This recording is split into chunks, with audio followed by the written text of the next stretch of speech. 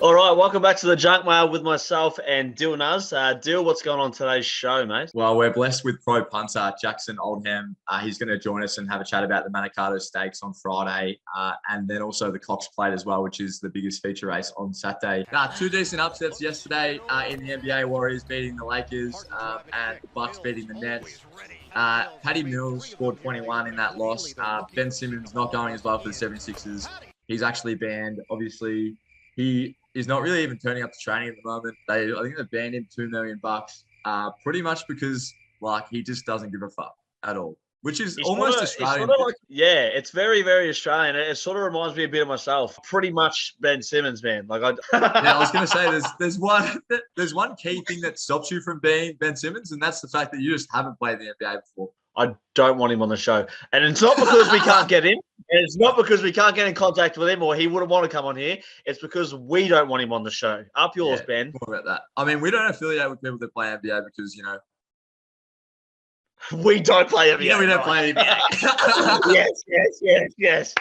Just so in case anyone's watching this and you're thinking, oh, maybe these guys have played NBA before. No, we haven't. No. Talking about professionals, not us. We're going to throw to pro punter Jackson Oldham. He's been absolutely crushing it lately. I'm going to throw to him now, but he's got some really big chats in terms of some big racing stuff this weekend. So we'll let him have his time to shine. So, Jacko, welcome to the show. You've worked under Dicko for about 18 months now, and let's just say I reckon he's lucky to have you these days. You're a bit of a genius. But what do you reckon is one of the things that Dicko's imparted onto you that you reckon is really important? Thanks for that, mate. Thanks for the kind words. Yeah, look, it's probably heaps of things, but sort of as his brand sort of indicates, the mounting yard's sort of a key aspect to what he does, and that's certainly probably the thing he's helped me most with. When I sort of, as you said, came on board about 18 months ago, I was just sort of learning about the mounting yard, sort of had a little idea, but not much. But yeah, he's sort of taken me up with that, and I'm pretty confident in my abilities now there. So yeah, that's probably the key thing I'd say, amongst plenty of others.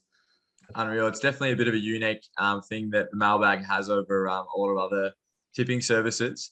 But let's jump into the races. Manikato Stakes tomorrow night. Give us the goss on that one, mate. Yeah, it looks a pretty even race. It's certainly not sort of the best edition of the Manikato that we've seen for a while. I don't sort of have a real strong opinion on the race just yet. As the horse I thought could improve was number 2, Jonker, who me and Dicko backed down the Flemington Straight sort of 2 starts ago and just led not. I don't think he loved the straight. There was excuses that day. And then last start, he ran behind Past Crusader, lost him running of those other Everest horses. I thought the Valley probably suits and he gets a decent map. So sort of $10-11. If you have to have a bet now, that is the way I'd lean. And moving into the feature race of the weekend, we've got the Cox Plate.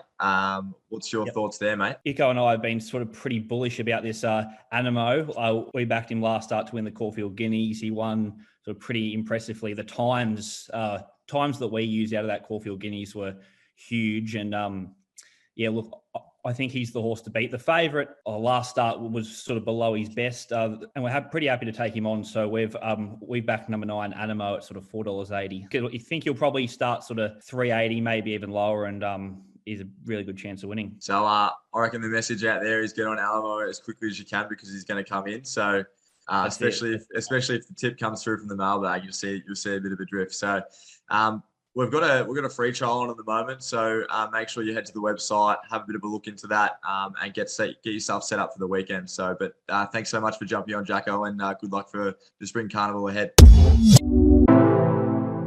All right, thanks, Jacko. We're just going to go straight into my favourite segment, Dil, and I'm not sure if anyone else is loving these as much as me, but our good mate and lover of the our good mate and lover of the show, Travis White, has set some statuses in. This is 13 years ago. 13 years ago, he said, Travis White is the real deal. And it's no likes, no comments. That's what we love. You loser. But it's this other one that he sent in that's really, really amazing. It said, is cuter than Mark Mercury, which is hilarious because he's obviously way cuter than Mark Mercury. You don't need to make a status about that. I don't know. Mark McCurry is probably maybe one of the hottest men alive in the early 90s. Yeah, I know. playing And footy. so is Trav. So it's like, whoa, you know, It's kind neither of- of them have played in the NBA. It's, in terms of like non-NBA players, probably both the cutest guys I've ever seen in terms of non-NBA players. Yeah. That's the funny thing. They haven't played in the NBA. But if you can just get if you could just get a photo of them up, of like two of them right now, we'll just do a little poll of who do you think hasn't played in the NBA. No, we're not going to do that. We're going to do a little poll of who do you think is cuter, is Trav White or Mark McCurry? And I know my answer. But maybe we can get everyone else to write it in the comments. I don't know how this works still. Yeah, maybe in the comments. Maybe we'll do a poll on Instagram. I don't know how exactly we're going to run that. Maybe we do like a show of hands right now. Like everyone, if you're watching this right now, put your hand up if you think that Trav White is hotter than Mark McCurry. And then, yeah, it doesn't really work. I don't know if you want to get this one up. It says, wow, yours says, effing Subway is fucked. Been twice in 2 weeks. No bread at the joint, both times. And I can tell you're angry. Like, even though it's not in the angry font, which does exist, I can just tell you're in the shit. Yeah, you should have gone Cats. I liked it. I liked it, though. There's 9 people in there, including yourself, that have liked that. Yeah. They know Epic Subway is subpar. I just think that it's kind of like, you call up like Pizza Hut, for example, even though they're out of business. But like, I mean, you call them up and they don't answer because they give them a call, see how they're going see how they're going, closing down, and if they're playing NBA or whatever. Yeah, just the normal stuff. But I mean, like maybe for another example, you call like Sabaki Hut or somewhere else that's also closed down. Oh God! No. Can you think of any joints that are still out there that exist? Just name a place, name a franchise that exists. Just do it. Or call like Red Rooster, for example, and they have like 30 people. They have like 30 people answer the phone because like I'm the only customer that they have in the nation, and they've just come. And so like that's a good example. So like you call Red Rooster and you're on the phone to like 30 of their people at once, and they're all just like on edge, being like, "Fuck, if we lose this customer, we're out of business." Also, who's ever called?